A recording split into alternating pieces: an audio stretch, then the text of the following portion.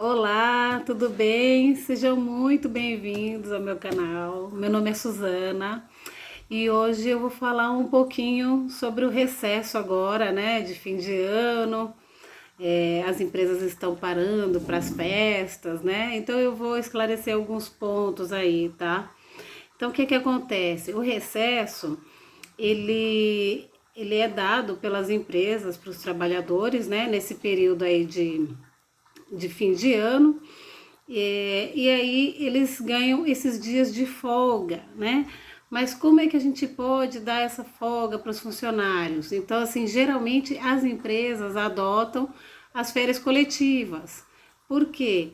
Quando ele paga as férias coletivas para o seu trabalhador, ele abate naquele período aquisitivo já conquistado aí pelo seu trabalhador, né? Então, o empregado ele trabalha um ano e tem direito a 30 dias de férias. E aí o empregador para no final do ano, né? E paga esse recesso. Geralmente são os 10 dias, né, de férias. Então, o saldo fica de 20 dias que ele pode estar recebendo posteriormente. Isso daí é uma situação, né? Entra naquela mesma regrinha. Há 2 dias antes de iniciar as férias deve ser pago o valor acrescido de 1/3, tudo conforme tem que ser, certo? A empresa fecha, né? Outra situação, a empresa fechou, vai fechar no final do ano, não tem trabalho para os empregados, fornecedor para, enfim, uma série de situações aí que às vezes obriga o empregador fechar a empresa, né? E agora, Suzana, e agora? Eu preciso pagar o salário dos meus trabalhadores, como é que eu posso fazer isso? Então, funciona assim. Se você fecha a sua empresa, né, e você não quer pagar as férias coletivas ou não tem condições, né, de pagar essas férias coletivas, uma situação é o seguinte: você fechou as portas e você tem seus trabalhadores lá, né? Fechei, dispensei todo mundo. O empregado não tem nenhum tipo de culpa nisso, né? Então, assim, se você só fechou e mandou o empregado ficar em casa, ele está à disposição da empresa, tá? Então, a partir do momento que ele está à disposição, ele recebe por esses dias mesmo estando em casa, né? Por isso que tem que ser tudo documentado, tudo bem planejado, tá? Então vamos lá. Um dos pontos para a empresa não ter um prejuízo é pagar essas férias coletivas, né, que são conhecidas como o recesso de fim de ano, mas não tem só essa situação aí, tá? Então vamos lá, a empresa fechou e só falou para o funcionário, olha, fica em casa e volta dia 2, né, que geralmente, né, volta dia 2, não resolve, né? Aí vai ter que pagar o mês cheio, normal, como tem que ser, como se ele tivesse trabalhado, tá? Agora a gente tem uma outra situação aí, né? Tem empresas que adotam é, um banco de horas, né? Como é que funciona o banco de horas? O banco de horas, o empregado ele trabalha, faz horas extras, claro que dentro daquela regrinha, né? Não pode exceder 2 horas dia, né? Tudo direitinho. Então vamos lá, ele acumula uma quantidade de horas extras, tá? Onde esses valores eles não são computados em folha de pagamento, e sim no banco de horas, tá? Só que assim, para você adotar esse banco de horas, o que, que você precisa fazer? Você tem que homologar isso junto ao sindicato e tem que estar previsto na convenção coletiva da sua categoria, né? Então, assim, quando você resolve adotar o regime de banco de horas para sua empresa, aí você vai no sindicato, leva a documentação necessária, homologa e aí você faz o controle dessas horas extras, né? Dentro da regra das horas extras, né? E aí você junta um montante e você pode deduzir em dias de folgas, né? Então, assim, não é uma coisa que você faz ali, olha, agora resolvi fazer banco de horas, sem falar nada para ninguém, tá? Não, você não determina isso, né? Então, você tem que chegar junto ao sindicato, fazer esse acordo, tudo direitinho, tudo protocolado, e aí tá valendo, tá? Aí você utiliza essas horas extras trabalhadas, né? Você pegando esse saldo, você consegue jogar aí no final do ano, né? Ah, precisei parar 3, 4 dias.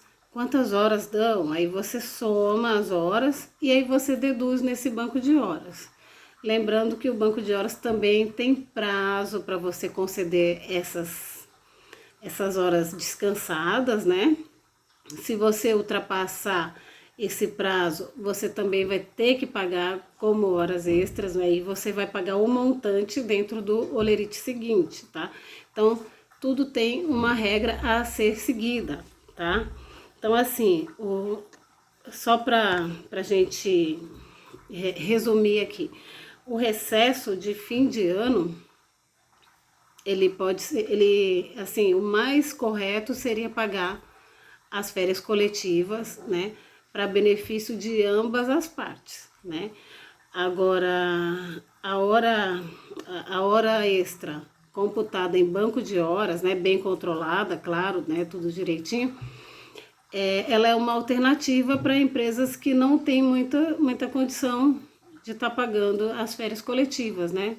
Então, assim, claro que lá na frente, né, mesmo que você dê os descansos de banco de horas, lá na frente, quando o empregado tiver o direito adquirido, você vai pagar os 30 dias, assim, e as férias acabam não sendo, assim, uma alternativa, né? Ela é uma obrigação, né? Então, assim, na minha opinião, no meu ver, né?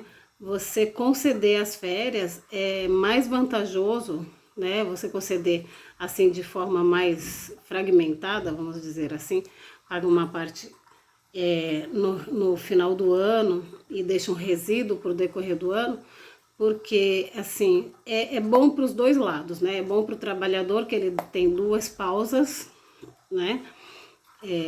Dessas férias, e é bom para o empregado porque ele divide esse pagamento, né? Então assim não tem que desembolsar o salário mais um terço acrescido de todos as tributações aí, né? Então, assim, pagando a metade, eu acredito que fique mais tranquilo, né? E a questão do banco de horas é, assim, para um caso assim mais que a empresa realmente não tenha condições, mas ela tem que estar dentro da, da regularização aí, né? Tem que estar tudo certinho, tudo homologado, tudo direitinho. E aí você faz esse controle dentro do prazo determinado, né? Tem sindicato que determina até 6 meses, tem N situações aí, né? E aí tem os cuidados aí para não ultrapassar esse período, né? Então, assim, o recesso de fim de ano funciona dessa forma, né? Não tem outro jeito. Se você só dispensar e falar, olha, você está dispensado e descontar, tá errado, tá? Tá errado, e se o trabalhador for atrás, ele recebe, sim, porque ele está à disposição da empresa, salvo em alguns tipos de contrato de trabalho, né? Então, tem os contratos que a gente faz por prazo determinado, se terminar antes desse período, né? Então, tem algumas situações, mas são mais pontuais, né? Então, assim, cada caso é um caso. O que eu tô passando aqui é uma situação mais generalizada, tá bom? Mas eu quis dar essa observação aí porque ocorrem algumas dúvidas a respeito disso, tá? Então, muito cuidado, né? Conceda as férias, melhor coisa, né? Até se, mas o funcionário vai rescindir e tudo. já diminui o valor do acerto das verbas rescisórias. Também é só vantagem. É só vantagem você conceder as férias coletivas. E o banco de horas a gente usa aí só para abater mesmo, né? Então, espero ter ajudado aí, ter trazido algum valor aí para vocês, tá bom? E até a semana que vem no próximo vídeo. Tchau, tchau!